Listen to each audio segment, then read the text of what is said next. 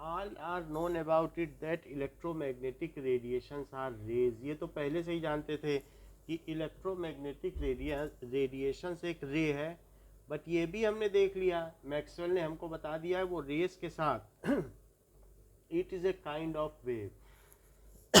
When electromagnetic radiation takes birth, then it is as a particle. When it moves, then it is as a wave. And when it encounters some material, then it is again a particle. जब ये photon इस electron से टकराएगा तो अपनी energy इसको दे देगा, और फिर ये इलेक्ट्रॉन क्या करेगा, ये इलेक्ट्रॉन अपनी ऑर्बिट से ऊपर वाली ऑर्बिट में एक्साइट हो जाएगा। तो ये जो फोटोन है so electromagnetic radiation takes birth as particle, moves as wave, and when it encounters any material particle then it ends, ये dies as particle, क्योंकि ये अपनी एनर्जी इसको दे देगा। तो 1 to 1 ट्रांसफर है यहाँ पर, इनमें कैसा ट्रांसफर है, 1 to 1, तो वहाँ पर ये फिर से पार्टिकल बन जाएगा। So in this way it behaves, इस तरीके से ये बिहेव करता है। Now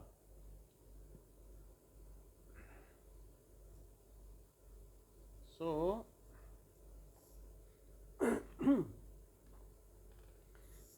electromagnetic radiations takes birth, तो इसे फोटोन भी कहते हैं। टेक्स बर्थ एज पार्टिकल, क्यों टेक बर्थ, क्योंकि यहाँ पर कोई पॉजिटिव चार्ज ऑसिलेट किया होगा और उसी वजह से तो इसका जन्म हुआ है। When any charge accelerates, then only electromagnetic radiations are produced. So it takes birth as particle, moves as wave। moves का मतलब क्या है, moves का मतलब propagates, आगे बढ़ता है, propagates यानी चारों तरफ संचारित होता है। and when it encounters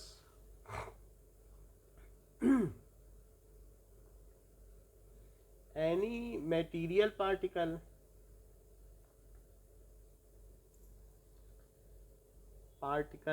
then it ends as particle या dies, क्योंकि अपनी एनर्जी दे देगा तो फिर इसके पास एनर्जी बचेगी क्या, फोटोन के पास कोई एनर्जी बची, फोटोन बचा क्या, उसने तो अपनी एनर्जी किसको दे दी, उसने तो अपनी एनर्जी दे दी, दैट इज टू इलेक्ट्रॉन, तो अब तो फोटोन नहीं बचा ना, बताइए। So it dies as particle. ये है इलेक्ट्रोमैग्नेटिक रेडिएशंस, ये ट्रांसवर्स नेचर के होते हैं कि लॉन्गिट्यूडनल, बताइए।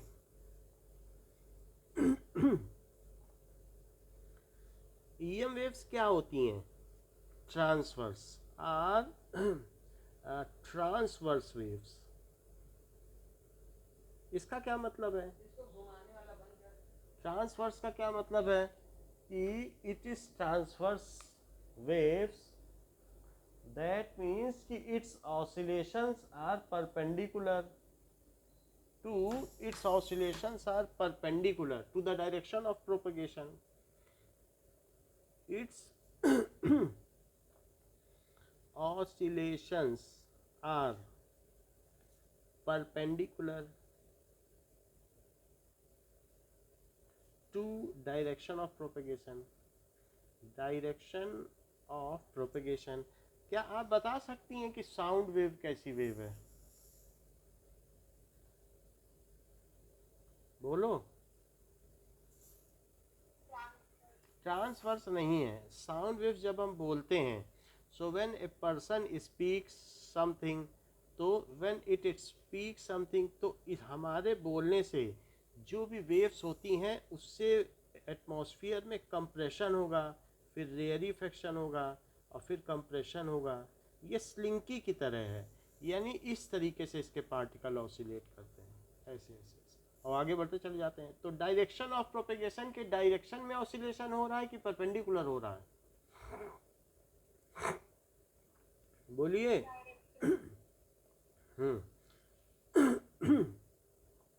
तो इसलिए कैसी वेव हुई? हाँ, sound wave is longitudinal, that is longitudinal waves as oscillation of sound energy या oscillation of sound wave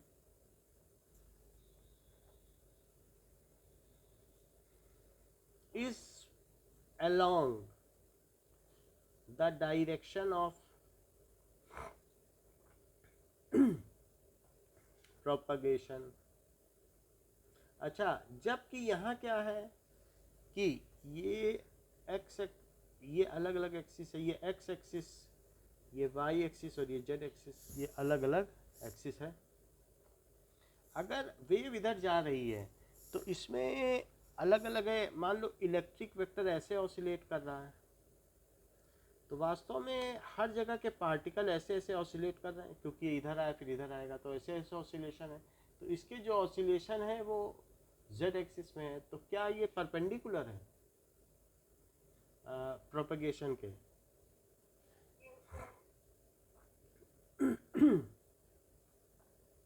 और साथ ही साथ क्या इसका मैग्नेटिक वेक्टर भी परपेंडिकुलर है? तो ये देखो, वो वाई एक्सिस है, वाई एक्सिस भी तो एक्स एक्सिस के परपेंडिकुलर होती है। ये तो इस तरीके से ये भी ऐसे ऐसे ऑसिलेट कर रहे हैं। तो ये कैसी वेव हुई? ये हुई ट्रांसवर्स वेव। ये तो हम लोगों ने देख लिया। नाउ ये मैकेनिकल वेव है कि नॉन मैकेनिकल वेव है? ईएम वेव्स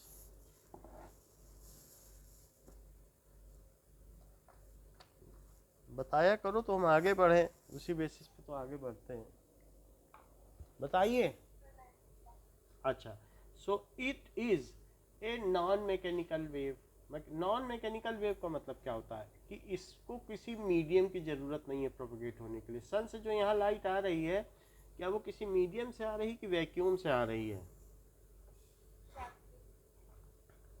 हाँ, ये कुछ प्रेशर नहीं क्रिएट कर सकती हैं mechanical wave, as it does not need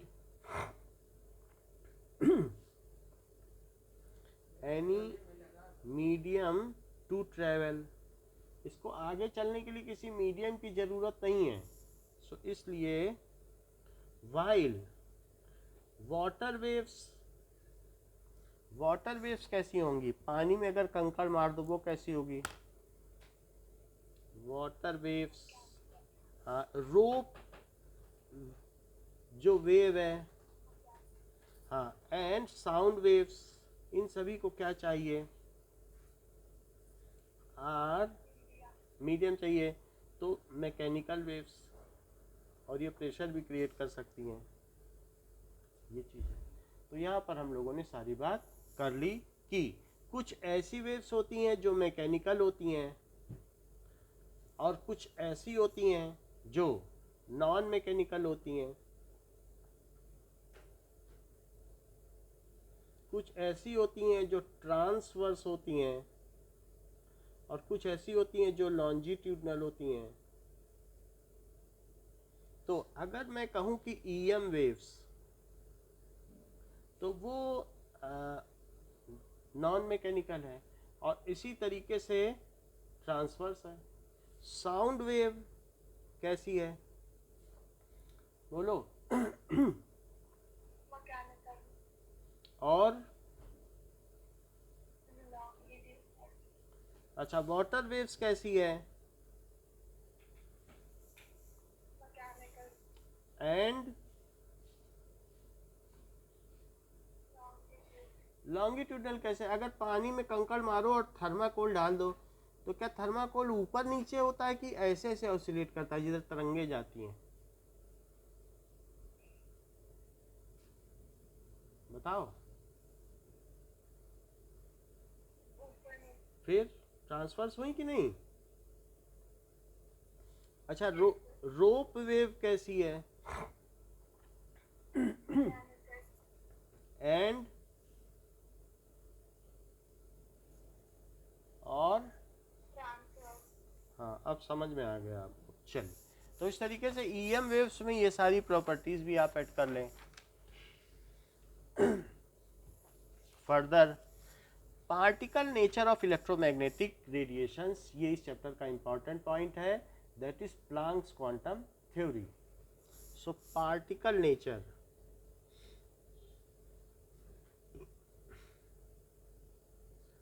particle nature of electromagnetic radiation, अगर पार्टिकल है, अगर ईएम वेव्स पार्टिकल है, तो ये 200 सालों तक विवाद का विषय रहा है कि ये पार्टिकल है कि वेव है। हाइजन ने बताया, हाइजन ने क्या बताया? तो हाइजन ने ये बताया कि जो ईएम वेव्स हैं या लाइट भी तो ईएम वेव्स का ही पार्ट है। तो he has said is as wave. तो ईएम वेव्स के बारे में अलग अलग साइंटिस्ट के अलग अलग मत थे। सो ईएम वेव्स को न्यूटन ने इसे पार्टिकुलेट माना, और फिर इसके बाद कुछ और साइंटिस्ट आए, जैसे कि आइंस्टीन ने फोटो इलेक्ट्रिक इफेक्ट बताया, और इसे आइंस्टीन का कहना था कि ये दोनों है। Okay, so Einstein has prove this theory that it is both. तो आइंस्टीन ने बताया कि वेव भी है और पार्टिकल भी है, जबकि प्लांक ने भी यही बात कही कि वेव भी है और पार्टिकल। सो डिफरेंट साइंटिस्ट के अपने अपने मत थे। इन लोगों ने डुअल नेचर को माना, और जो शुरुआती वैज्ञानिक थे, they have told that it is only sole nature, इसका सिर्फ एक ही नेचर है, ऐसा बताया।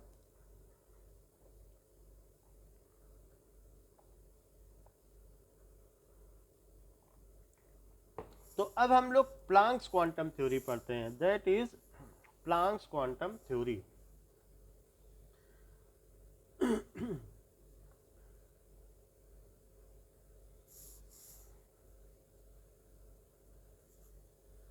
इट इज मैक्स प्लैंक जिन्होंने ये थ्योरी दी, और मैक्स प्लैंक ने ये थ्योरी 19th सेंचुरी में ये बात बताई। However the following are some of the observations. तो 1918 में ये थ्योरी दी गई। अब देखिए,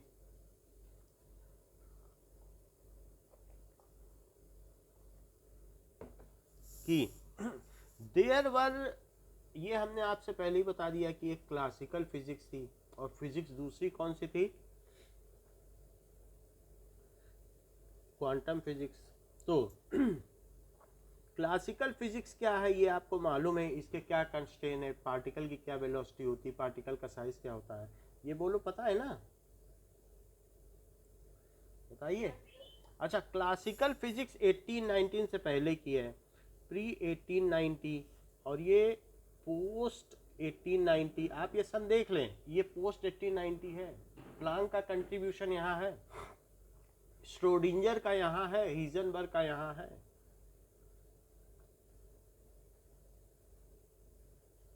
इन सभी से अभी हम लोग परिचित होंगे।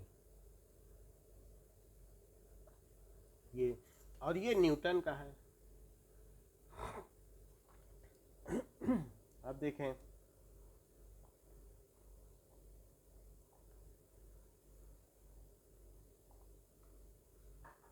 कि कुछ क्वेश्चन थे क्लासिकल फिजिक्स में, कुछ ऑब्जेक्शन थे जिसकी वजह से क्वांटम थ्योरी को लाना पड़ा। वो क्या ऑब्जेक्शन थे? तो आपकी बुक कहती है कि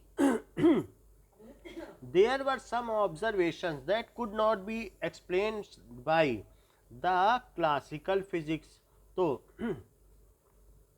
even the electromagnetic theory of 19th century, तो इलेक्ट्रोमैग्नेटिक थ्योरी से उसको नहीं बताया जा सकता था। जो मैक्सवेल थे वो भी उन्होंने बहुत पहले दे दी थी इलेक्ट्रोमैग्नेटिक थ्योरी, अगर हम देखें तो 1870 में ही दे दी थी, तो मैक्सवेल ने भी पहले बता दी थी, न्यूटन भी उसके पहले के थे, तो 1870 में तो इन्होंने ईएम इलेक्ट्रोमैग्नेटिक थ्योरी दे दी थी। तो उसमें भी ये बात नहीं बताई गई, उन्होंने भी पूरा वेव सिद्धांत ही बताया है, जो भी है क्लास 12 में मैक्सवेल का खूब हम पढ़ेंगे, तो सब पूरा वेव का है, और न्यूटन भी इससे पहले के ही थे। तो अब देखें कि there were some observations about electromagnetic waves which could not be explained by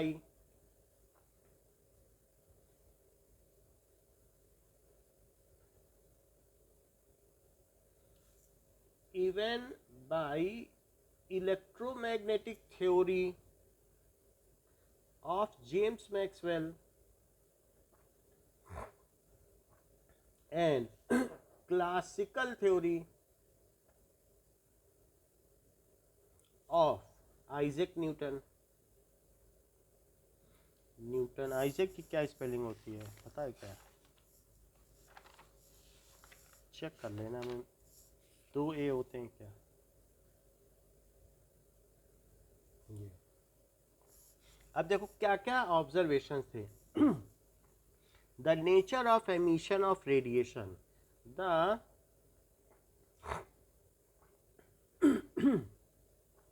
emission of radiations,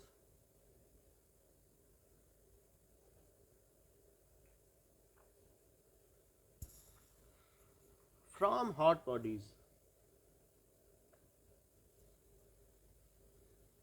जैसे कि ब्लैक बॉडी रेडिएशन, पहली बात ब्लैक बॉडी, एक एक पॉइंट को लेंगे, रेडिएशन कि मान लीजिए अगर ब्लैक बॉडी क्या होती है, any body which absorbs all kind of radiations,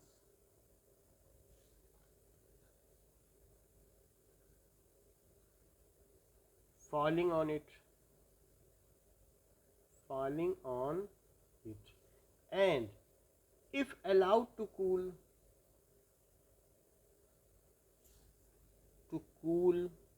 then emits all kind of radiation।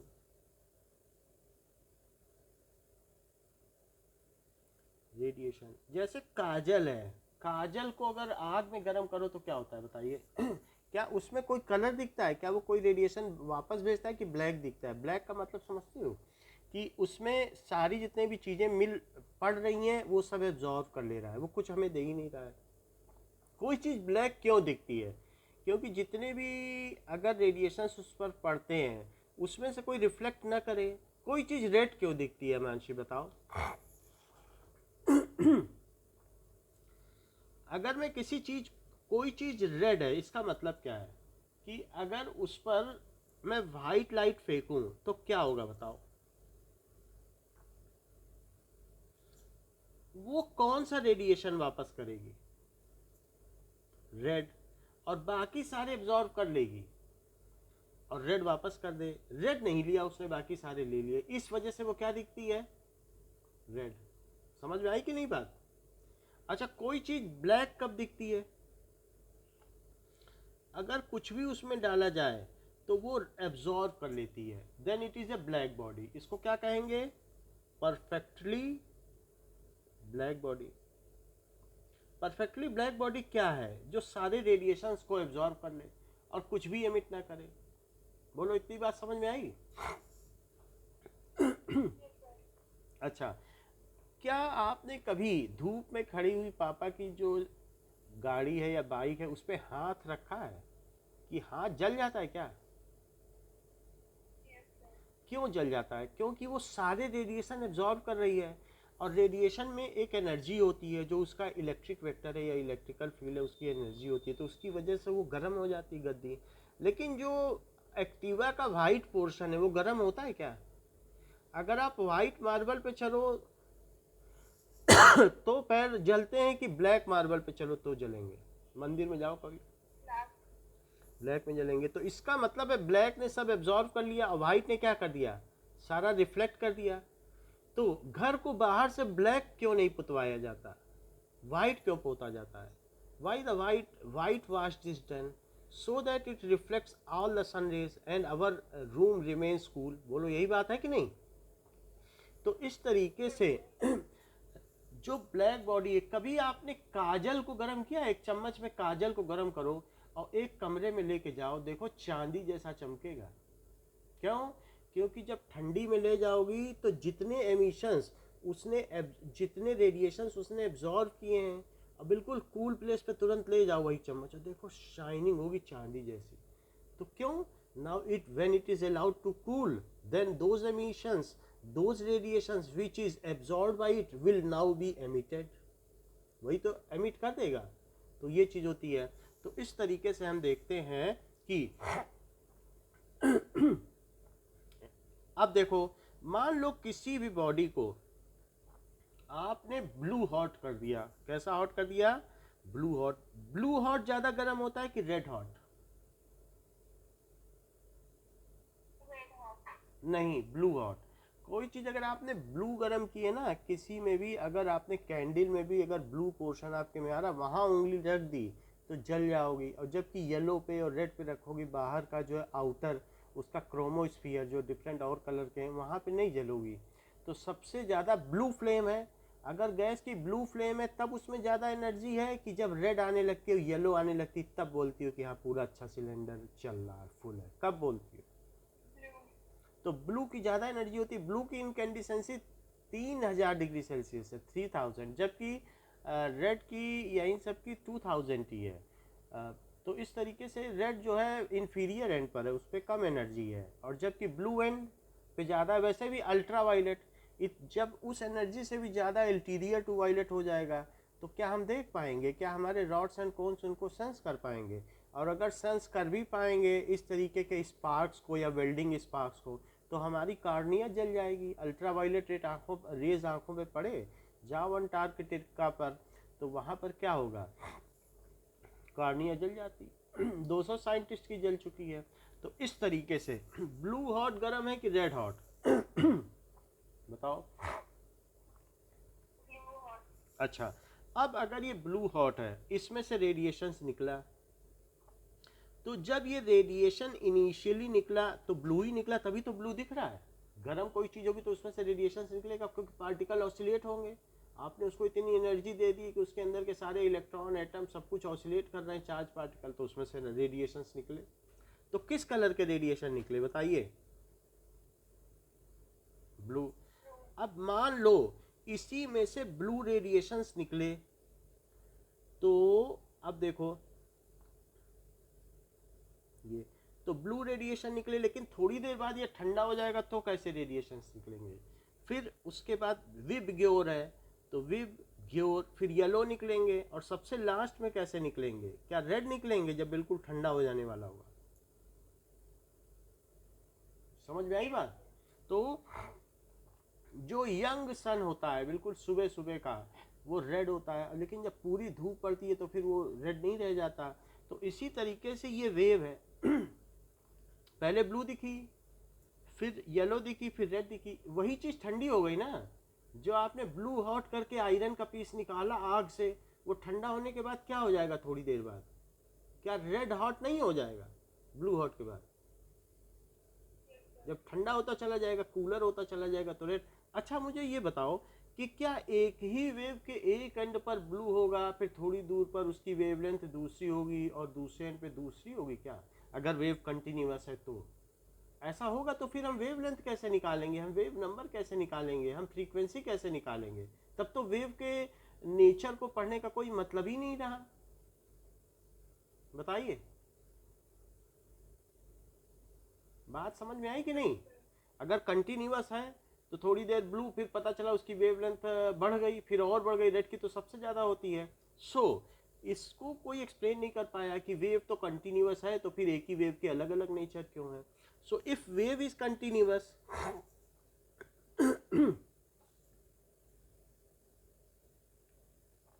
then at different position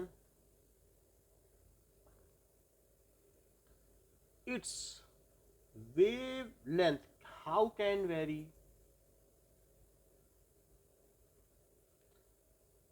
Should not vary. th wavelength को वेरी नहीं करना चाहिए, बट यहाँ तो वेरी हो रही है.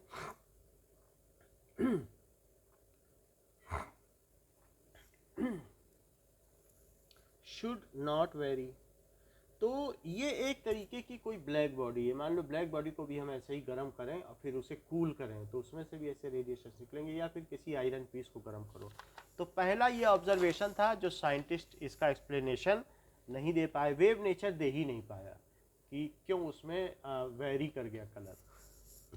सेकंड पॉइंट देखो,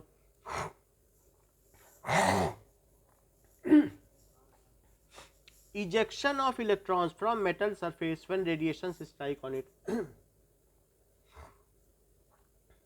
Ejection of electron from metal surface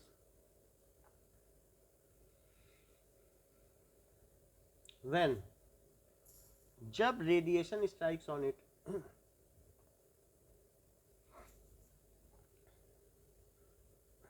अगर इस पे स्ट्राइक होगा तो इलेक्ट्रॉन क्यों निकलते हैं? Photo electric effect strikes on it.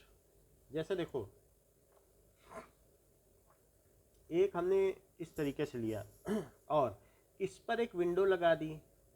Window एक क्वार्ट्ज की है. क्वार्ट्ज मतलब कोई भी चीज़, जैसे सिलिका होता है ना, हम लोगों ने, मैंने आपको सिलिका दिखाया भी है, जो आपकी बोतल्स में पड़ा रहता है. थर्मस खरीदती है तो अंदर एक एब्जॉर्बर पड़ा रहता है कि नहीं, जिससे उसमें स्मेल ना आ जाए. कोई भी नई चीज़ लाती है, देखा है कि नहीं, छोटा सा पैकेट सिलिका का. तो अब अगर मान लीजिए कि इसमें से ये रेडिएशंस आ रहे हैं और यहाँ पर हमने एक मेटल की प्लेट रख दी है तो अब यहाँ पर ये है, इनमें ये एमीटर या गैल्वेनोमीटर लगा दो जो लाइट को सेंस करे, और ये प्लस एंड है और ये माइनस एंड है. ऐसे हमने इसमें वोल्टेज भी लगा दिया है. अच्छा, इनके बीच में कोई कनेक्शन नहीं, ये कैथोड रे ट्यूब है. तो इसमें ये देखा गया कि जब लाइट इस पर पड़ती है, अल्ट्रा वायलेट पड़ जाए रेज या विजिबल भी पड़ जाए, जैसा भी हो. सोडियम में तो विजिबल से भी निकल जाता है क्योंकि उसमें इलेक्ट्रॉन आसानी से निकल जाते हैं. लेकिन अब कॉपर है या और दूसरे हैं तो उनमें तो इलेक्ट्रॉन थोड़ा टाइटली बंधे हुए हैं, उसकी इलेक्ट्रॉनिक मतलब इलेक्ट्रोपॉजिटिविटी उतनी नहीं है, तो वो आसानी से नहीं निकालेगा, उसमें यूवी डालना पड़ेगा. और जबकि फर्स्ट ग्रुप के किसी में भी डालो तो फर्स्ट ग्रुप में सोडियम, लिथियम, पोटेशियम, सीजियम में तो आसानी से निकल जाते हैं. अब देखो, जब यूवी रेज यानी जब फोटोन इस पर पड़ते हैं तो इसमें से इलेक्ट्रॉन बाहर निकलते हैं. क्यों? हमने आपको बताया फोटोन 1-to-1 ट्रांसफर है. यानी फोटोन कैसा होता है बताइए? It takes birth as particle, travels as wave, and when it encounters to any material particle then it again acts as particle. तो एक पैकेट एक ही इलेक्ट्रॉन को मिलेगा और उस इलेक्ट्रॉन को अगर मिल जाए और फिर वो अपनी सारी जितनी भी शेल्स हैं उनसे परमानेंटली बाहर निकल जाए तो उसको कहेंगे कि उसका आयोनाइजेशन हो गया. आयोनाइजेशन का मतलब when electron is permanently ejected out of the nucleus of the atom and never comes back. तो उस तरीके की एनर्जी को क्या कहते हो? Ionisation energy. और इस तरीके की एंथैल्पी अगर पर मोल में आ जाए तो उसको आयोनाइजेशन एंथैल्पी कहा जाता है. बोलो, बात समझ में आई? अच्छा, अब ये इलेक्ट्रॉन इधर चल गया है और इधर पर एक रिसीवर एंड है जो इनको प्लस है तो अब खींच लेगा, और प्लस अगर खींच लेगा तो एक करंट फ्लो करने लग जाएगी. भाई इलेक्ट्रॉन इधर आएंगे, करंट उल्टी फ्लो करेगी क्योंकि इलेक्ट्रॉन के चलने की तो उल्टी ही होती है करंट. तो वैसे भी ये पॉजिटिव से चलेगी, लेकिन जब इस पर लाइट पड़ेगी तभी करंट फ्लो करेगा और तभी इसमें डिफ्लेक्शन होगा एमीटर में.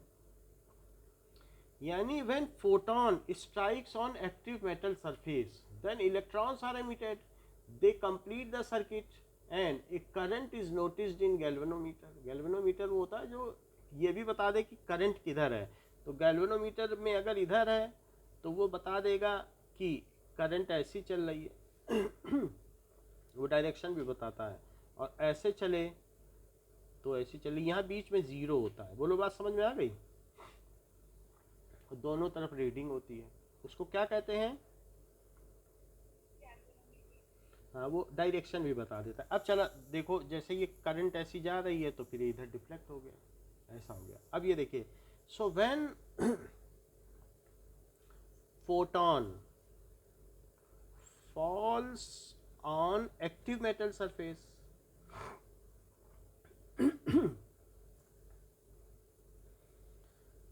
then active metal surface किसे कहा गया है? सोडियम, पोटेशियम, सीजियम, रुबिडियम, इन सबको कहा गया। then electrons are emitted by it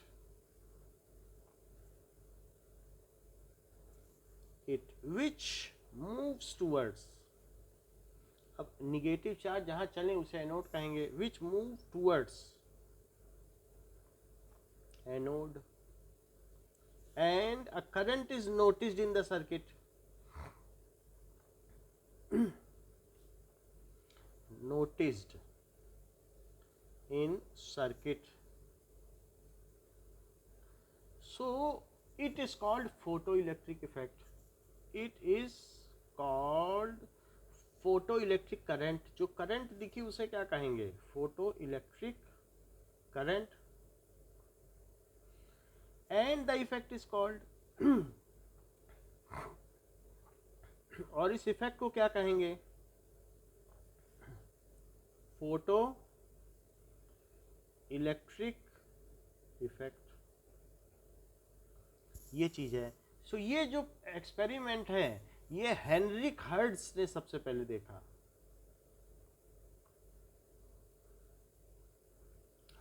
Heinrich hertz का एक्सपेरिमेंट है, उन्होंने देखा है तो फोटो इलेक्ट्रिक इफेक्ट है, प्रकाश वैद्युत प्रभाव देख लिया इन्होंने।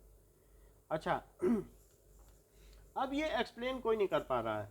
जैसे कि मान लीजिए ये आपके पास ये पानी का गुलदान है और इसमें से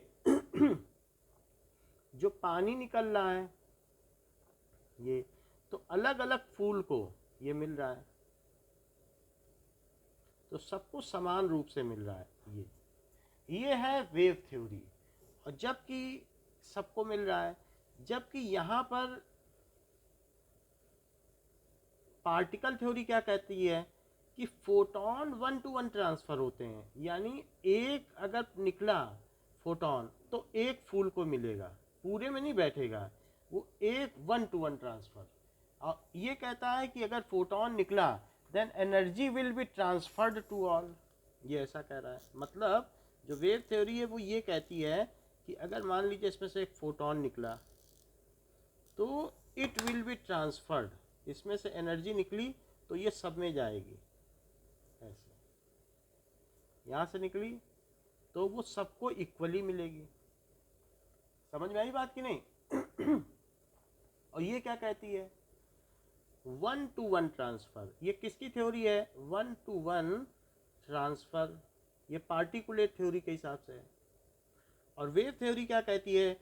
वेव तो इक्वली डिस्ट्रीब्यूट होती है। मान लो पानी में अगर आपने कंकड़ मारा तो पूरे पानी में डिस्पर्स हो जाएगी ना वेव लोकलाइज्ड थोड़ी ना होती है। वेव तो डीलोकलाइज्ड होती है, और पार्टिकल लोकलाइज्ड होता है। और वेव कैसी होती है? डीलोकलाइज्ड। ये वेव है और ये पार्टिकल है। कौन लोकलाइज्ड है? पार्टिकल। तो अब ये कह रहे थे मान लीजिए इस पे फोटोन गिरा, तो साइंटिस्ट ये नहीं समझ पाए कि मान लीजिए ये सोडियम मेटल पे फोटोन गिरा। अच्छा, जो फोटोन गिरा उसके पास 2 इलेक्ट्रॉन वोल्ट की एनर्जी थी। इलेक्ट्रॉन वोल्ट हम बता देंगे आपको क्या होता है। 2 इलेक्ट्रॉन वोल्ट को सारे सोडियम ने एक साथ एक्सेप्ट किया।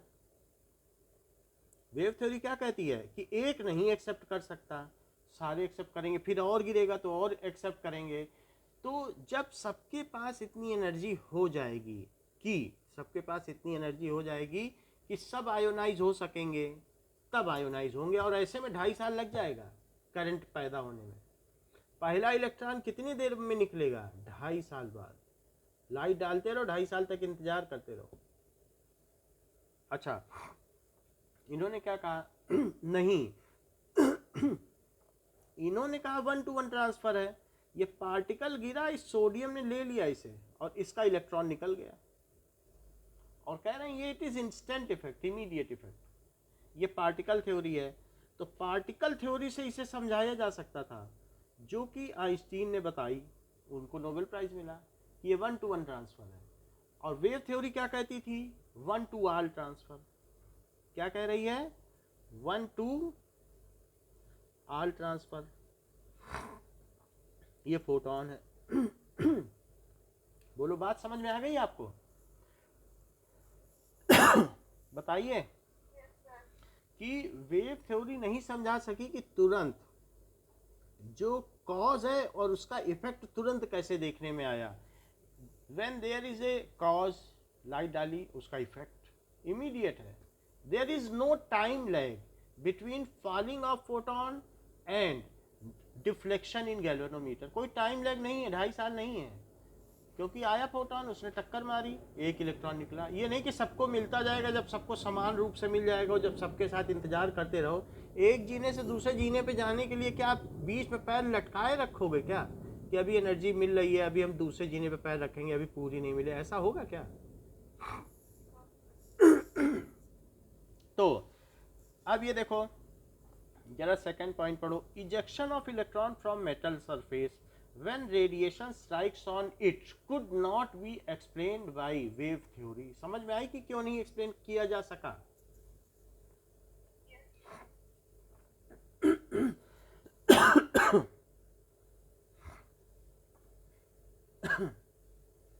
By wave theory.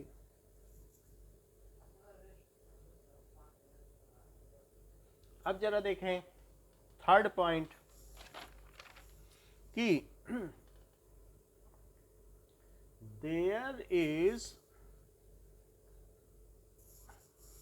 variation of heat capacity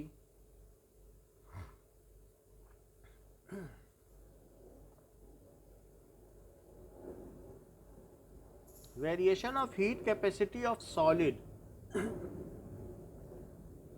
as a function of temperature, as a function of temperature।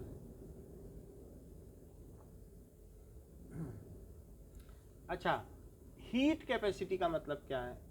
कि जैसे एक जग वाटर है, इसका 1 डिग्री टेम्परेचर राइज करने के लिए जितनी हीट की जरूरत पड़ेगी उसको कहते हैं heat capacity. Amount of heat required to raise the temperature of any body. अब वो सॉलिड भी हो सकता है, जरूरी नहीं है कि मैंने वाटर ही लिया हो, कुछ भी हो सॉलिड, इसको भी गर्म कर सकते हो। So amount of heat required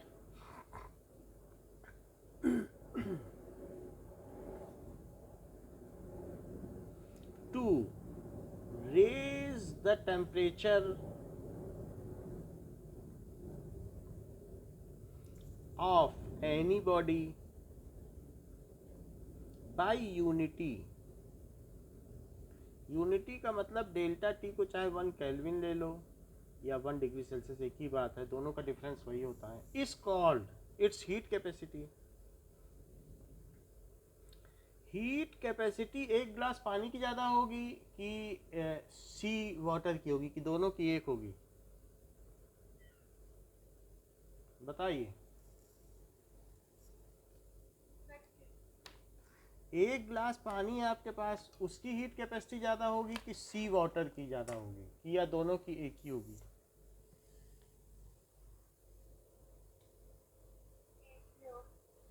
एक ही होगी। मतलब उतना ही हीट दो तो एक ग्लास पानी भी गैस में गर्म हो जाएगा 1 डिग्री, और उतना ही हीट दो तो सागर का पानी भी 1 डिग्री गर्म कर लोगे। बोलो, गैस चूल्हा लेके पहुंच जाओ सी में, 1 डिग्री बढ़ा लोगी टेम्परेचर पूरे सी का, किसकी हीट कैपेसिटी ज़्यादा होगी?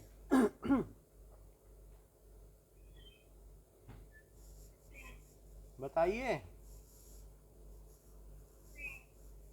सी की ज़्यादा होगी, जो बड़ी चीज़ होगी उसको रिवर के वाटर की और ज़्यादा मतलब ज़्यादा होगी ग्लास वाटर से, क्योंकि उसको गर्म करने में बहुत सारी हीट चाहिए। तो किसी भी सब्सटेंस का अगर मास ज़्यादा है तो उसकी हीट कैपेसिटी ज़्यादा होगी, ये तो बात सही है।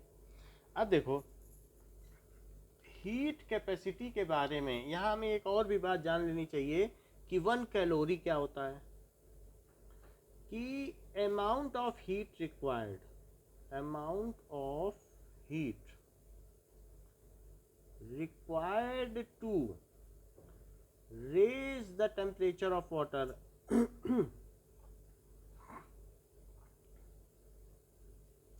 heat required to raise the temperature of 1 gram water by unity from 14.5 degree Celsius to 15.5 degree Celsius. बात समझ में आ गई कि 1 ग्राम पानी तो आप समझती हो ना, एक डाइस होती उतना होता है 1 ग्राम पानी, सिर्फ 1 ग्राम पानी लो और उसका टेम्परेचर कहाँ से कहाँ तक पहुंचा दो। क्या आप मुझे बता सकती हैं ये कितने जूल होती होगी, या फिजिक्स में पढ़ा हो 3rd क्वेश्चन में, एक्सरसाइज के किसी क्वेश्चन, क्या ये 4.18 जूल होती है? बोलो। तो 1 ग्राम पानी का टेम्परेचर 1 डिग्री सेल्सियस बढ़ाने के लिए जितनी ऊष्मा की आवश्यकता होती है उसको 1 कैलोरी कहते हैं। 1 ग्राम पानी को 14.5 से 15.5 तक पहुंचाने में जितनी एनर्जी लगेगी वो ये है वो 1 कैलोरी। अब हीट कैपेसिटी भी आपको समझ में आ गया कि अलग अलग बॉडी की अपनी अपनी हीट कैपेसिटी, 1 डिग्री बढ़ाने में जो टेम्परेचर लगेगा। लेकिन यहाँ टेम्परेचर क्यों दिया गया है? आप 14.5 से 15.5 ले जाओगी, फिर आप अगर मान लो 80 से 81 ले जाओगी, तो 80 से 81 ले जाना ज़्यादा मुश्किल है और कूल वाटर को गर्म करना आसान है, क्योंकि जहाँ पर जब पानी उबलने वाला होगा तो उसको ज़्यादा एनर्जी देनी पड़ती है, क्योंकि वो अब रिसीव उतनी अच्छी तरीके से नहीं करता है। तो वो ये यहाँ पर ये प्रश्न उठा कि टेम्परेचर के बढ़ने या घटने के साथ, बदलने के साथ क्यों है हीट कैपेसिटी बदलती जाती है। So that we will see it's Arrhenius principle. ये भी हम 12th में ही देखेंगे, अभी आपको इसका एक्सप्लेनेशन नहीं दिया जा रहा है, लेकिन फिर भी with variation in temperature there is a variation in heat capacity. 1 degree temperature, अलग अलग टेम्परेचर पर 1 डिग्री बढ़ाओ तो आपको अलग अलग एनर्जी देनी पड़ेगी। आइस का 1 डिग्री बढ़ाओगे, 1 किलो आइस का 1 डिग्री, तो आपको आसानी से गर्म हो जाएगा, और जबकि वाटर में करोगे तो ज़्यादा हीट देनी पड़ेगी। तो टेम्परेचर के साथ साथ 1 डिग्री बढ़ाने में आपको कम या ज़्यादा हीट देनी पड़ेगी, नहीं वेरिएशन हुआ। इस चीज़ को क्या कहेंगे? It could not be explain by wave theory. अच्छा, इसका एक्सप्लेनेशन के लिए आपको आर्हीनियस और ये जो मैक्सवेल बोल्ट्जमैन के सिद्धांत पर जाना पड़ेगा, जो कि 12th में है, तो थोड़ा वेट करिए, अभी उसको बात करने से कोई मतलब नहीं है। बस इतना जान लीजिए, it was explained bye Maxwell Boltzmann theory, ठीक है, बाय देयर इक्वेशन। उन्होंने अपनी इक्वेशन बनाई, लेकिन इतना ध्यान रखो इसे वेव थ्योरी से एक्सप्लेन नहीं किया जा सका। Why the variation of heat capacity of solid as a function of temperature? क्यों ये बदल जाती है? ठंडी चीज को 1 डिग्री गर्म करना आसान होता है और गर्म चीज को 1 डिग्री और गर्म करना मुश्किल होता है, क्यों बदल जाती है? सो variation in heat capacity could not be explained by wave theory.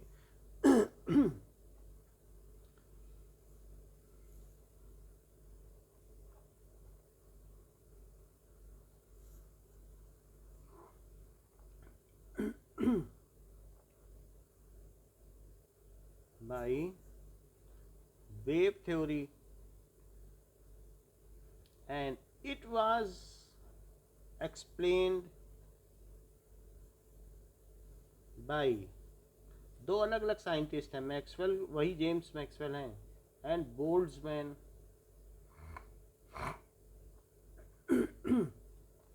ठीक है, by using particulate theory.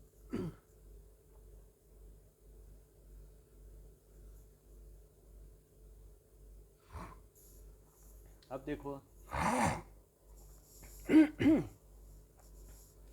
Line spectra of atom, फिर एक और पॉइंट आया कि line spectra of atom with reference to hydrogen. अच्छा, ये हमने आपको पहले भी बता दिया है कि अगर मान लीजिए कि कहीं पर हाइड्रोजन है और उसका एक्साइटेड सैंपल है, यानी मान लीजिए ये है, तो अब किसी, ये हाइड्रोजन है और इसमें आपने रॉड लगा दी, ये इलेक्ट्रिसिटी, तो अब इसके जो हाइड्रोजन हैं वो एक्साइटेड हो जाएंगे और इसमें स्पार्क होगा। स्पार्क है, स्पार्क होने की वजह से इसके जो इलेक्ट्रॉन, ये एटॉमिक हाइड्रोजन है, एटॉमिक हाइड्रोजन में जो इसके इलेक्ट्रॉन है वो आउटर ऑर्बिट में जाएंगे, और हमने आपको बता दिया था 15 तरीके से जा सकते हैं, ये बात बताई थी कि नहीं?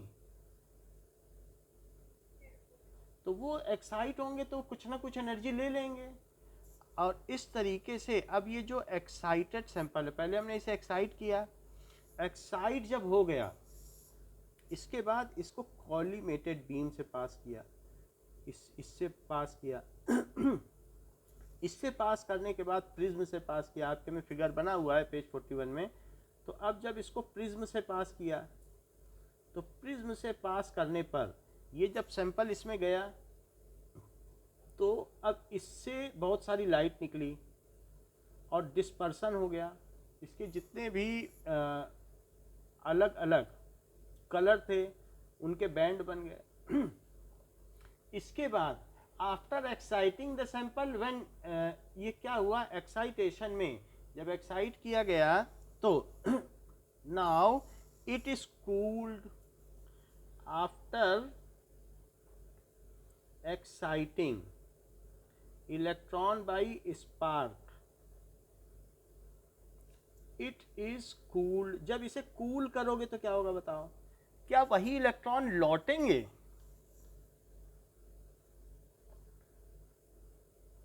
कूल करने पे, और जब लौटेंगे तो क्या फोटोन एमिट करेंगे?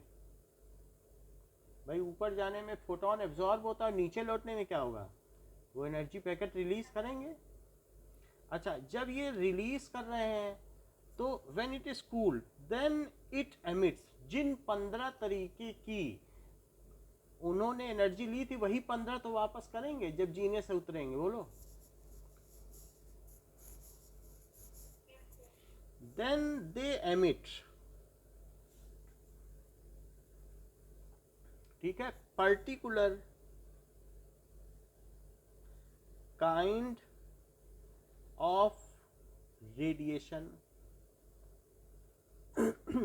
जो कि प्रिज्म से पास होने के बाद बिल्कुल अरेंज हो जाएगा, एक तरफ विब्ग्योर के क्रम में अरेंज हो जाएगा। चूंकि ये एमिट हुए हैं तो ये शार्प टाइप दिखेंगे, और इस स्पेक्ट्रा को क्या कहोगे, एमिशन स्पेक्ट्रा। जरा इसमें देखें आप, एमिशन स्पेक्ट्रम देखें 41 पेज निकाल के।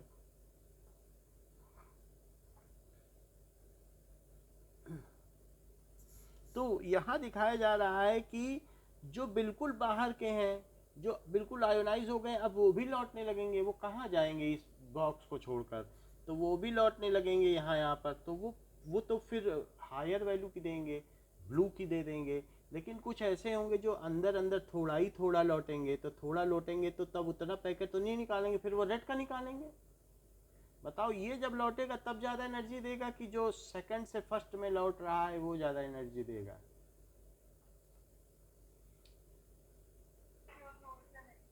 जो दूर से आ रहा है, तो दूर से, बहुत दूर दूर से आ रहे हैं, तो यहाँ से भी आए और यहाँ से भी आए, तो उन्होंने कंटिन्यूअस स्पेक्ट्रा दिया। और उन्होंने किस तरीके का स्पेक्ट्रा दिया, ब्लू। ये सारी वेव्स मिल गई, इवन अल्ट्रा वायलेट भी दिया, ये सारा दिया। फिर इसके बाद कुछ अंदर अंदर की 15 तरीके से लौटे, टोटल लाइन काउंट करोगे 15 ही मिलेंगी। तो उसमें जब और देखा गया तो कुछ ने विब्ग्योर, तो अब उसके बाद कुछ ने ऑरेंज दिया, कुछ ने क्या दिया लौटते समय, ग्रीन दिया, और कुछ ने क्या दिया, रेड भी दिया, किसी किसी ने तो रेड भी दिया। इस तरीके से ये यहाँ पर इस तरीके से लाइनें आ गई। तो ये लाइन स्पेक्ट्रा है या एमिशन स्पेक्ट्रा, क्योंकि लाइनें मिली, जब वो लौटेंगे तो पर्टिकुलर टाइप की तो देंगे। टोटल ये 15 टाइप के हैं तरीके से, जब सिक्स जीने से 6 सीढ़ी से पहले पे आने के 6 तरीके हैं, 15 तरीके हैं। तो ये एक लाइन स्पेक्ट्रा, क्योंकि अलग अलग लाइन मिल रही है। ठीक, तो एमिशन स्पेक्ट्रा किस तरीके का होगा, जब वो वापस आएंगे, जब कूल होंगे, देन किस लाइन। अब उनको क्या कराओ, एब्जॉर्प्शन स्पेक्ट्रा। तो एब्जॉर्प्शन का मतलब ये समझो हाइड्रोजन की फोटोग्राफ है, जैसे आपका चित्र होता है, आपकी मम्मी का फोटो है, ऐसे ही ये किसका फोटोग्राफ है, किसका शकल सूरत है, हाइड्रोजन की। हीलियम की करोगी तो हीलियम की अलग है। तो इन स्पेक्ट्रा के माध्यम से साइंटिस्ट जानते हैं एटम्स को, अरे ये तो हाइड्रोजन का चेहरा है, ऐसे। तो इस तरीके से इफ द एटम को लाइट सोर्स में रख दिया जाए तो क्या होगा। अब जरा देखें कि if it is kept in light source, तो अब लाइट में रखोगे तो ये सैंपल क्या करेगा, ये हाइड्रोजन है, वो कुछ एटम एक्साइट हो जाएंगे। तो अगर एक्साइट होंगे तो क्या वो कुछ फोटोन को लेंगे, जो सीढ़ी से चढ़ रहा है यानी कि आउटर ऑर्बिट में जा रहा है, वो कह रहा है मुझे इतनी एनर्जी दे दो, 2 जूल। 2 जूल नहीं दे सकते हो तो 2.7 जूल दो, 2.7 जूल नहीं दे सकते हो तो 3.1 जूल दो। उसको सर्टेन एनर्जी चाहिए, क्योंकि उसको फर्स्ट ऑर्बिट से सब जगह जाना है। तो वो 15 तरीके से ये एनर्जी मांग रहा है। कह रहा है कि अगर मान लो मुझे 1 से जाना है तो इतनी दोगे तो यहाँ पहुँचूंगा, बीच में टंगा नहीं रहूँगा। अगर 2 नहीं दे सकते हो तो 2.7 दो, फिर नहीं दे सकते हो तो ये दो 3, फिर और ये दो, फिर ये दो, उसके अपने हैं 1 2 3 4 5 और 6, फिर यहाँ भी जा सकता है। कह रहा नहीं तो इतनी दो। अच्छा, कह रहा है अब मैं सेकंड में आ गया हूँ, सेकंड से भी मुझे भेजा जा सकता है। तो सेकंड से कह रहा है, ये फर्स्ट था, यहाँ सेकंड कह रहा है कि अच्छा इतनी दे दो, इतनी दे दो, इतनी दे दो, इतनी दे दो। तो सेकंड से भी तो और एक्साइट हो सकता है। मान लो फर्स्ट सेकंड थर्ड पे आ गया तो कह रहा है इतनी दे दो, इतनी दे दो या इतनी दे दो। थर्ड से भी तो जा सकता है, चढ़ना तो उसे 6th सीढ़ी पर है। अच्छा, वहाँ वो ज़्यादा देर नहीं रहता है, 10⁻⁻8 सेकंड रहता है, फिर ग्राउंड स्टेट में आ जाता है। फिर यहाँ से भी ये चौथी पे आ सकता है, इतनी दे दो, इतनी दे दो और इतनी दे दो। ये सारे काउंट करो तो 1 2 3 4 5 6 7 8 9 10 11 12 13। कोई एक ज़्यादा बना दिया है, वो देखना पड़ेगा कि 1 2 3 4 5 6, वो देख लेना, टोटल 15 ही होते हैं। ठीक है, ये चीज़ है। अब देखो, तो यहाँ पर हमने क्या बात आपको बताई कि 1 2 3 4 5 6 ये एक्स्ट्रा बना दिया, ये 7th बना दिया हमने, तो ये नहीं होगा। ठीक है, अब देखो तो 15 हो जाएंगे अगर ये से हटा दो तो, क्योंकि 6 होने चाहिए थे, हमने 7 बना दिए थे। ये यहाँ तक समझ में आ गई बात, टोटल हो गए ना 15। अच्छा, तो 15 तरीके से वो एनर्जी एब्जॉर्व कर रहा है। अब 15 तरीके से अगर वो एनर्जी एब्जॉर्व कर रहा है तो वो मिसिंग हो गई ना, यहाँ पे वो थोड़ी ना मिलेंगी। यहाँ तो हमने वाइट लाइट सोर्स डाला, वाइट लाइट सोर्स। मान लो बाढ़ पीड़ितों को दान दो तो वो अपनी मर्जी का राशन दाल चावल उठा लेंगे, दवाई ववाई छोड़ देंगे। तो उनको जो चाहिए, जो फील्ड ऑफ इंटरेस्ट है वही तो लेगा, बाकी छोड़ देगा। आपने तो सारा भेजा, लेकिन वो क्या लेगा, जो उसे चाहिए वही तो लेगा। तो क्या वो मिसिंग फ्रीक्वेंसी नहीं हो जाएंगी, क्योंकि उनको लेके तो वो ऊपर एक्साइट हुआ है, अब वो एक्साइट स्टेट में गया है, एब्जॉर्ब किया है। तो अब इससे होकर अगर मैं एक कॉलीमेटर से पास करूं, फिर कोई जिसमें एक होल हो, तो ये कॉलीमेट हो जाएंगे। फिर यहाँ प्रिज्म रख दो। प्रिज्म के रखने के बाद क्या होगा, इससे पास होके ये इससे जाएंगी, तो फिर यहाँ पर आपको बहुत सारा स्पेक्ट्रा मिलेगा। इसको आप किसी स्क्रीन पे ले लें, ये स्क्रीन है, ये डिस्पर्सन हो रहा है, ये कॉलीमेटर है जो फाइन बीम बना देता है। ये H एटम है जो कि एक्साइट हो जाएगा। So when H atoms are excited, ठीक है, बाय सेंडिंग व्हाइट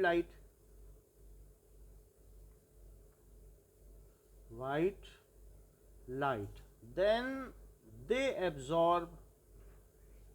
अच्छा, कुछ ऐसे भी हैं कहते हैं कि मुझको आप 5 इलेक्ट्रॉन वोल्ट से ज़्यादा दे दो, मैं परमानेंटली निकल जाऊं, यहाँ रहने का झंझट ही नहीं, और मैं बाहर जा रहा हूँ। 5 से ऊपर दे दोगे तो 6ठी सीढ़ी से भी बाहर चला जाऊंगा, कभी नहीं आऊँगा।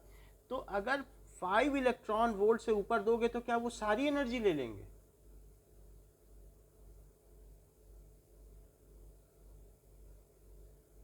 क्योंकि यहाँ तक आने के लिए 5 इलेक्ट्रॉन वोल्ट है, और उसके ऊपर जाने के लिए आपने 6 दे दी, तो क्या वो आयोनाइज हो जाएगा ग्राउंड स्टेट से, परमानेंटली ही निकल जाएगा?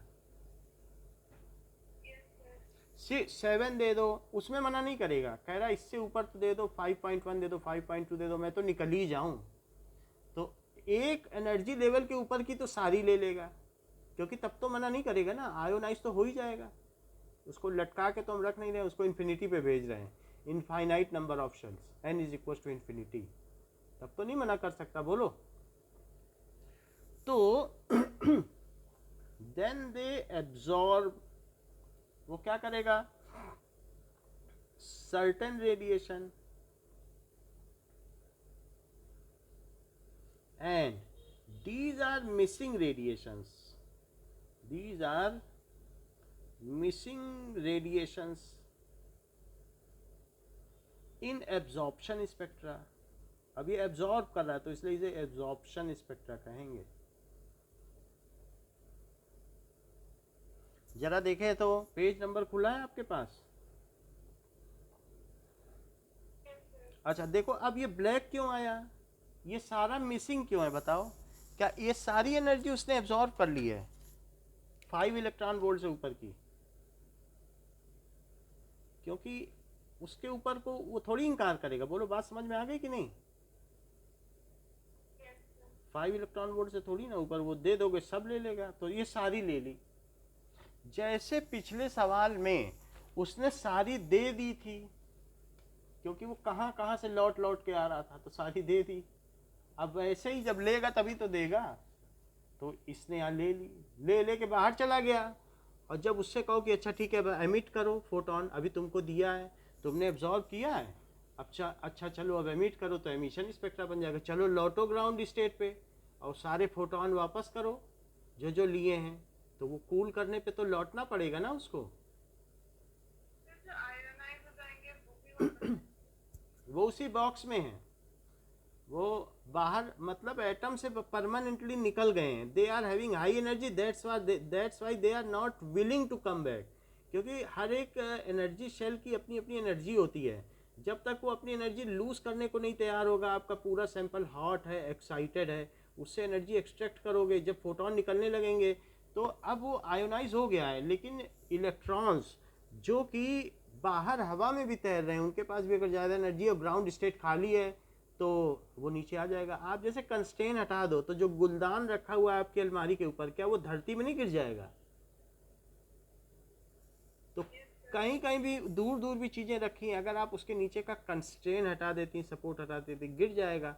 तो अगर फर्स्ट शेल खाली है, ना हो उसका इलेक्ट्रॉन, दूसरे इलेक्ट्रॉन हो, वो दौड़ दौड़ के आएंगे। वो तो वो बात है कि एक ही आ सकता है, तो जिसकी किस्मत अच्छी होगी आ जाएगा। तो जो आयोनाइज होगा वो भी तो वापस आना चाहता है, कौन अपनी एनर्जी कम नहीं करना चाहता? हम लोग भी तो मृत्यु की ओर बढ़ रहे हैं, क्यों बढ़ रहे हैं बताइए? So that we should dissipate our energy, अपनी एनर्जी जल्दी जल्दी से ख़त्म करो और जीरो एनर्जी स्टेट, परम शांति की अवस्था में पहुंचो। जहां हमारे अंदर एनर्जी नहीं होगी वही परम शांति है। सब एनर्जी, एक जो क्रिकेट है झींगुर, वो आधे घंटे में ज़्ज़ करता है जिससे जल्दी जल्दी एनर्जी खत्म करे। बच्चा हाथ पैर तेज क्यों हिला रहा है? क्योंकि जल्दी से वो भी एनर्जी डिसिपेट करके, उसमें एनर्जी का ज़्यादा लेवल है तो उछल कूद ज़्यादा है। और जो बूढ़ा है वो शांति से पड़ा है, क्योंकि वो जीरो एनर्जी स्टेट के पास है। तो इसी तरीके से सब अपनी एनर्जी कम करना चाहते हैं, क्योंकि minimum energy means maximum stability. बोलो बात सही है? तो इसीलिए तो आ जाएंगे। तो इसमें पूछने वाली क्या बात है? बात समझ में आ गई आपको कि जो आयोनाइज है क्यों नहीं आएगा अगर खाली स्टेट है? लोअर एनर्जी स्टेट मिल रही तो सब आएंगे। ठीक। अच्छा, तो ये मिसिंग हो गई ना, उसको हमने एनर्जी दी, ये 5 इलेक्ट्रॉन वोल्ट से ऊपर की सारी उसने ले ली, अब हमें नहीं मिली। अच्छा, बीच में भी उसने कुछ कुछ एनर्जी बीच में भी, जैसे ये रेड है तो रेड होगा, ये पूरा लगातार है, और रेड के बाद क्या होगा? ग्रीन होगा, ग्रीन के बाद क्या होगा? मतलब रेड होगा, फिर ऑरेंज होगा, फिर ग्रीन होगा, ऐसे ही होगा। विबग्योर की तरह अगर चला जाए तो क्या क्या होगा? ये देखो, फिर ऑरेंज हुआ, ये सब लगातार है। अभी बना रहा हूँ, समझाऊंगा। और फिर उसके बाद क्या होगा? मेरे पास ज़्यादा कलर नहीं है, 2-3 कलर्स बता देता हूँ। अब देखो, ये ग्रीन, ये सारे कलर समझ लो ये सब है। तो अब ये मैंने देखा, ये तो मेरा कंटिन्यूअस स्पेक्ट्रा है। फिर मुझे हैरानी हुई, अरे इसमें ग्रीन में तो एक लाइन मिसिंग है। कहाँ गई लाइन? अंधेरा है, ये लाइन मिसिंग है, ये लाइन मिसिंग है। येलो भी होगा, उसमें भी एक लाइन मिसिंग है, ये मिसिंग है, अंधेरा अंधेरा आ रहा है, क्योंकि उसने सेलेक्टेड फ्रीक्वेंसी ले ली। बोलो,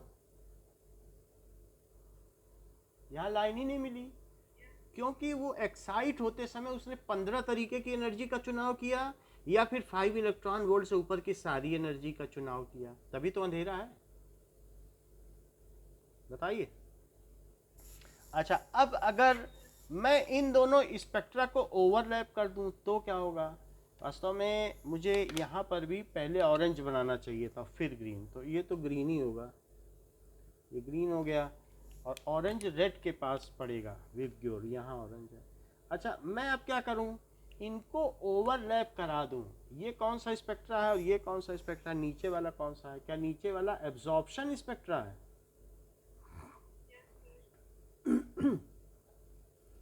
तो आप ईमानदारी से देखेंगी कि जो लाइन यहाँ मिसिंग है वही यहाँ पाई गई, क्योंकि अब जो उसने ली तभी तो मिसिंग है। तो जब लौटाएगा तो जो ली है वही तो लौटाएगा कि अपनी तरफ से लौटा देगा? वो लौटाएगा। और ये जो सारी ली थी ब्लू वाली, वो सारी लौटा रहा है। अगर ओवरलैप कर दो तो ये सारा अंधेरा मिट जाए और ये कंटिन्यूअस स्पेक्ट्रा आ जाए। अच्छा, अभी यहाँ से यहाँ तक की सारी एनर्जी है, फिर उसके बाद मिसिंग है, फिर यहाँ से यहाँ तक की सारी एनर्जी है, यानी बहुत सारी वेवलेंथ्स हैं। रेड कोई एक नहीं होते हैं, बहुत सारे, और इसलिए इसे बैंड स्पेक्ट्रा कहते हैं। बैंड स्पेक्ट्रा का मतलब बहुत सारी फ्रीक्वेंसी लगातार मिलती है, फिर अंधेरा आता है, फिर बहुत सारी मिलती है। तो बैंड स्पेक्ट्रा क्या होता है कि बहुत सारी बैंड है, कि कंटिन्यूअस एनर्जी, आफ्टर उसके बाद फिर एक मिसिंग, फिर बैंड, फिर दूसरे अलग अलग, जैसे बैंड होते हैं ना, अलग अलग बैंड में हम लोग कहते हैं भाई ये वाली फ्रीक्वेंसी के बैंड में हम आपको समाचार सुना रहे हैं, रेडियो का समाचार, इसका फ्रीक्वेंसी बैंड ये है, यानी इतनी एनर्जी से इतने हर्ट से इतने हर्ट तक का ये बैंड है, उसकी सारी फ्रीक्वेंसी आपको सुनाई पड़ेगी। तो ये कैसा स्पेक्ट्रा हुआ बताइए? क्योंकि बैंड है, बीच में बैंड है। समझ में आ गई ना बैंड का मतलब? यहाँ से यहाँ तक लगातार, उसको कहते हैं एक बैंड, एनर्जी बैंड।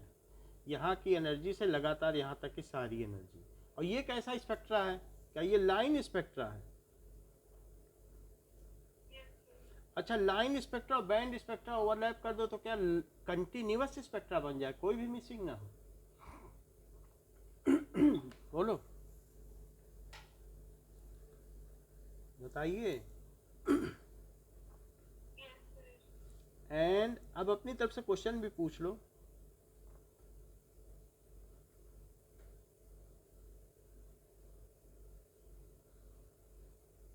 कुछ पूछना है कि बात समझ में आ गई?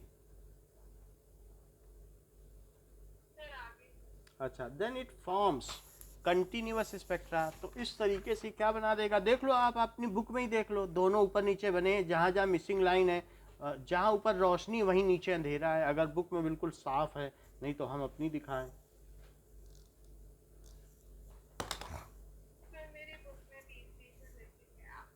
ठीक है, then it forms continuous spectrum, ठीक, स्पेक्ट्रम बन जाता है।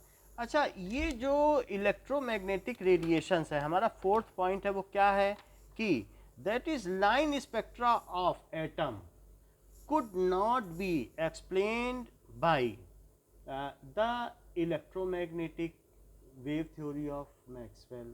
So ये फोर्थ पॉइंट है कि line spectrum of, line spectrum का मतलब है एमिशन स्पेक्ट्रम, एमिट करेगा, ऑफ हाइड्रोजन, उस समय एच एटम का ही बनाया जा सका था, फिर बोर की थ्योरी भी एच एटम पर ही आई है। So could not be explained,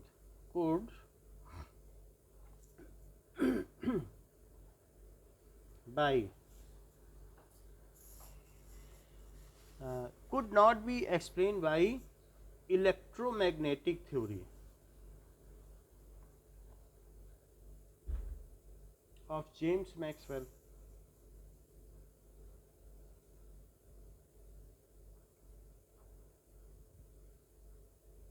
समझ में आ गई बात? Is it clear? ठीक है। अच्छा, अब इसके आगे हम नेक्स्ट क्लास में देखेंगे वीन्स डिस्प्लेसमेंट क्या है, फोटो इलेक्ट्रिक इफेक्ट को आइंस्टीन ने कैसे एक्सप्लेन किया, वो 3 सवाल कौन से थे जो हर्ट्ज ने पूछे और उन 3 सवालों का क्या जवाब था जो आइंस्टीन ने दिया, ये सारे पॉइंट्स अभी भी हमारे बचते हैं। अभी तो हमने सिर्फ सवाल उठाए हैं, हमने 4 सवाल उठाए हैं और हमने जवाब किसी का नहीं दिया है, लेकिन अब इनके जवाब भी तो चाहिए, इसका एक्सप्लेनेशन हो तो हमारा particle nature of light establish हो जाए कि क्यों वो पार्टिकल है। नहीं तो हाइजन की थ्योरी चल रही है, वेव थ्योरी, सब लोग मान रहे हैं कि ये तो लाइट वेव है, तो उसको इस्टेब्लिश करने के लिए आइंस्टीन को श्रेय जाता है। He has well established the particulate theory, wave तो पहले से ही थी, फिर पार्टिकुलेट थ्योरी, और ये स्टेटमेंट प्लांक का है कि photon takes birth as a particle, travels as wave and dies as particle, तो प्लांक को भी श्रेय जाता है। तो इन दोनों साइंटिस्ट ने डुअल नेचर को इस्टेब्लिश किया। So that we will see in the next class. Thank you. अच्छा हाँ, नेक्स्ट क्लास आपकी 12:30 पे होगी। ओके।